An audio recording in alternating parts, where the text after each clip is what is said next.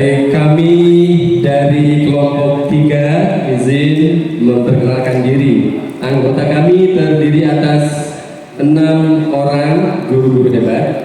Yang pertama Pak Edwin dari SMA 2 Sumeneb, Kabupaten Sumeneb. Yang kedua ada Pak Heriono dari SMA 3 Sumeneb, Kabupaten Sumeneb.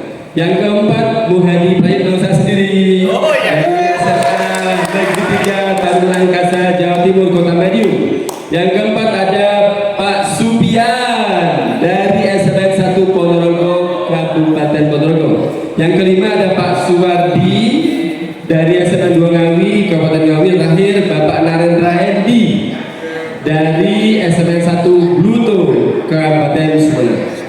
Baik, sebelum kita mulai, kami akan berikan satu yel-yel dulu. Baik. Siap teman-teman? Baik. 1, 2, 3. Siapa kita? Kelompok 3. Siapa kita? Guru Indonesia. Siapkah kita? Siap dong. Siap apa? Siap wujudkan pendidikan bermutu untuk semua. Baik, terima kasih, demikian yel kami. Baik, izin mewakili teman-teman, kami akan mempresentasikan hasil diskusi kelompok 3. Baik, kita buka hasil diskusi di refleksi program prioritas Bapak Ibu. Ada 4 indikator sesuai arahan panitia yang didiskusikan. Dari keempat itu tidak semua aspeknya muncul dalam diskusi kami, sebagian besar sudah sesuai. Ada beberapa poin yang menjadi fokus diskusi.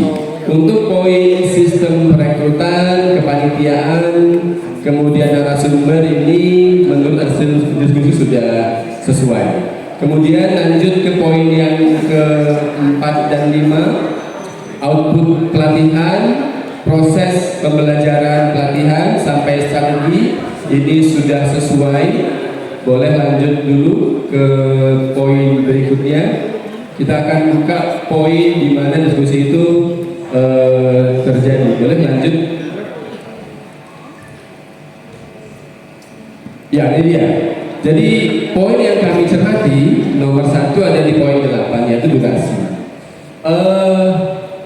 Saat ini antar siklus alur merdeka per modul tidak ada jeda waktu untuk mengimplementasikan aksi nyata secara maksimal. Yang kita alami bahwa ketika misalkan dari pekan ini itu adalah alur terakhir modul 1, itu hari Sabtu misalnya, maka di hari Senin pekan berikutnya itu sudah mulai siklus pertama modul berikutnya, sehingga di saat yang bersamaan kita ingin mengaplikasikan pemahaman modul yang telah selesai, namun di saat yang bersamaan memulai materi modul berikutnya, sehingga ini kami rasa tidak bisa terlaksana secara optimal. Harapannya perlu diberikan jeda waktu agar peserta dapat melakukan aksi nyata secara maksimal antar alur, antar modul. Itu poin yang pertama. Kemudian poin yang berikutnya di perangkat pelatihan. Kondisi saat ini di beberapa tempat lokakarya tertentu ketersediaan perangkat masih dipenuhi pengajar praktik. Ini mungkin dari semua daerah ya. Di beberapa tempat yang mereka diskusikan ada yang sudah baik, terfasilitasi dengan baik, tapi ada juga daerah yang belum terfasilitasi dengan baik. Harapannya sarana prasarana yang disediakan oleh panitia, yaitu BPKP dan Dinas Pendidikan atau Jaktim, sehingga PP dan CGP itu fokus pada tugas belajarnya, tidak termasuk menyediakan sarkas. Kemudian poin 10 penilaian sudah sesuai. Lanjut ke tahapan pelatihan. Baik, nomor 1 pembelajaran daring sinkronus sudah sesuai. Di poin kedua, nah pembelajaran asinkronus saat ini kondisinya ditemukan beberapa CGP menggunakan AI untuk mengerjakan tugas. Ini satu teknologi yang tidak bisa kita hindari dan dimanfaatkan dengan sangat baik. Harapannya apa dampak dari pemanfaatan fitur itu, aplikasi itu, ketika hasil karya itu tidak menggambarkan kompetensi si guru. Ini yang akan menjadi bumerang ketika apa yang dituliskan itu bukan menggambarkan kemampuan diri. Nah, harapannya ada tambahan fitur cek plagiasi sehingga ada kontrol berapa persen unsur plagiasi bisa ditoleransi oleh aplikasi, oleh panitia. Kemudian di poin yang ketiga, pendampingan individu. Kondisi saat ini bahwa jadwal PI kaku ya petulisnya, sesuai jadwal yang sudah ditetapkan. Harapannya ke depan PI itu dapat dialokasikan waktu dalam rentang waktu yang cukup fleksibel sehingga ketika ada kebutuhan penyesuaian di lapangan ini dapat diakomodir. Beberapa tadi masukan teman-teman ketika di sebuah daerah pada waktu itu karena sekolah ini berbasis pondok pesantren dan di satu waktu itu dia libur selama durasi waktu yang tertentu dan itu jadwal PI. Bagaimana dong? Kita harus dilaksanakan. Nah, ini yang menjadi tadi keluhan. Harapannya ada solusi untuk sekolah-sekolah yang berbasis keagamaan seperti itu.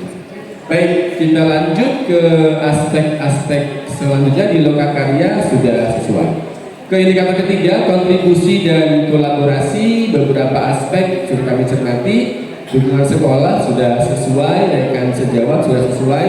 Kemudian dukungan dinas atau jabatan dinas. Nah, ini ada temuan kepada Ibu bahwa di tempat tertentu ini tidak semua ya ada ditemukan, artinya mungkin satu atau mungkin juga dua, tapi ditemukan bahwa CGP dan PP itu perlu iuran untuk apa? Untuk menyewa tempat kegiatan untuk lokakarya yang tentu ini akan terasa membebani bagi CGP dan PP tersebut. Nah, harapannya ke depan hal-hal ini bisa terstandarisasi di semua daerah. Saat ini mungkin tidak semua mengalami itu, ada satu atau dua tempat, tapi harapannya seluruh tempat ke depan bisa terstandarisasi bahwa fasilitas dan sarana prasarana bisa dipenuhi oleh panitia secara banyak.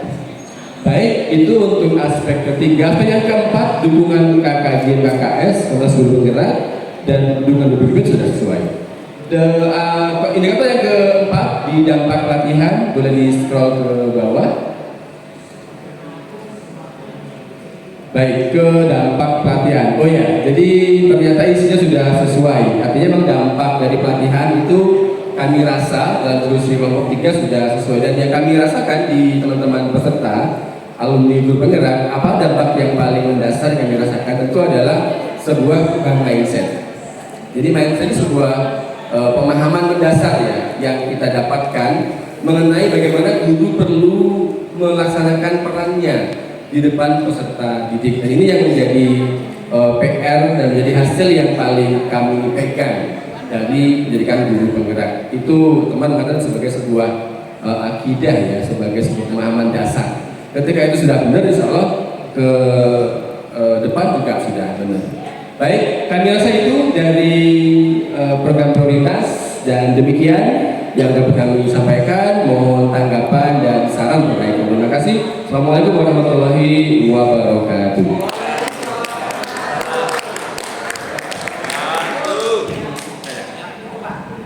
Terima kasih, luar biasa kelompok 3.